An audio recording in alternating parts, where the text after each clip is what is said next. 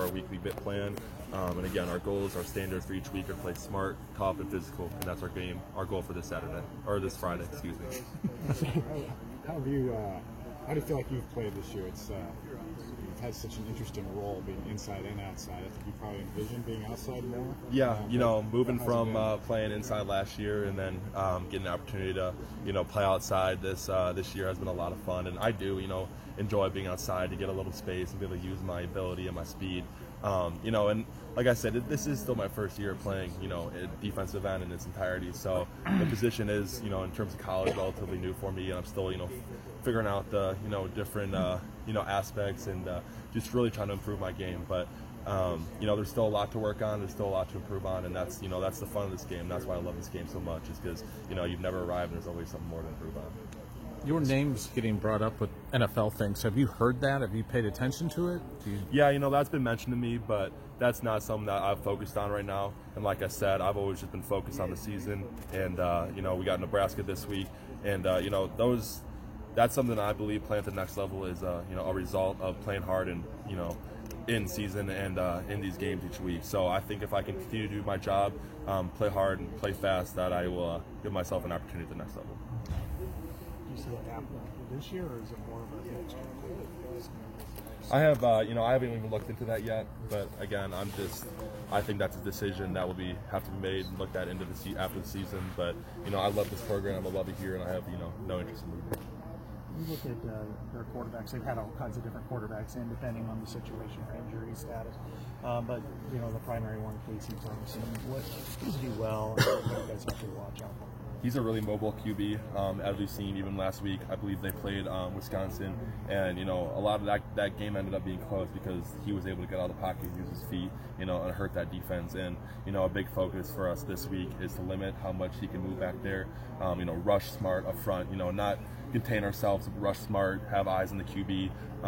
And then also, like we said, we had a little bit of a rough game last week in terms of run. So this is a really big week for us to rebound and focus on the run and just overall get back to what we like to do as a defense. How important is it for you guys to send the seniors out? Super important. These are the guys that make the bread and butter. They're the guys that run this program. Without the seniors, they're the motivators, the leaders, and it's being a younger guy myself, it's super important. It's crazy how time fast really does move when you're playing college football. And even for myself, I'm already going into my third year now, which is crazy to think about. And I know for myself in the next couple years how emotional that game would be to play my last time in Kinnick. So we all want to send these guys out in the best way possible, and I'm excited to see that on Friday. How have these guys, these seniors, I mean, you went through COVID together, you went through racial bias stuff together, you went through last year's highs and lows, this year's highs and lows. I mean, what have you seen from the leadership that's... We have great leadership. There's even right over there Jack Campbell. We got other linebackers, Seth Benson, even on defensive line, John Wagner, Joe Evans. In the core and the DBs, we got Riley Moss, Kayvon Merriweather, a bunch of those guys back there that they lead the way more than anything. They just set the standard, and those are guys that Coach Bell always says a quote is you need a model, not a critic. And those guys, those seniors, are models, and they show us the way that you got to act around the building, outside the building, and carry yourself to be a professional athlete both in and out of the building. And I think that's been very fundamental for everybody on this defense and the offense and team in general. And I think that's why we've been able to produce these last 4 or 5 weeks. It seems like it's a really interesting and fine line between critiquing and then also constructive criticism. When necessary, you have to lower your defense mechanism, if you will. How do you do that? Be a model, or somebody else can be a model, and provide critiques without coming across as too harsh, and then accepting it as well. Yeah, the way I look at it is if you can build a sense of trust with somebody and you have a close relationship, for example, like a friend.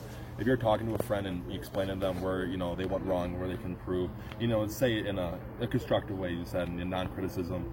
I think that's the best way that an athlete's going to grow, because as an athlete to athlete, you're always going to take that criticism more than you would, I feel like, than a coach, coaching you.